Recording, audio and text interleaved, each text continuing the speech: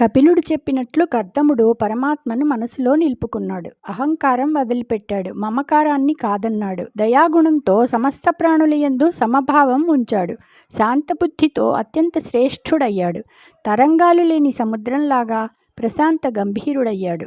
సమస్త లోకాలను శ్రీహరిమయంగా ధ్యానిస్తూ భక్తియోగంతో భగవద్భక్తులు పొందే ఉత్తమ గతిని పొందాడు. తల్లి దేవహూతి నా అజ్ఞానాంధకారాన్ని పోగొట్టమని కపిలుని ప్రార్థించింది.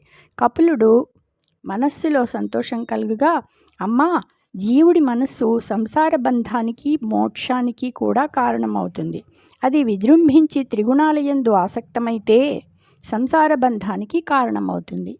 అదియు నారాయణాసక్తమయ్యనేని మోక్ష కారణమగునని మునికులాబ్ధి చంద్రుడన నొప్పు కపిలుడు జనని తోడనర్థి వినజెప్పి మరియు నిట్లనియ ప్రీతి. అదే శ్రీమన్నారాయణ్యందు ఆసక్తమైతే మోక్షానికి కారణమవుతుంది అని ముని సమూహమనే సముద్రానికి చంద్రుడనదగిన కపిలుడు తల్లికి ప్రీతితో చెప్పాడు. జయ శ్రీకృష్ణ.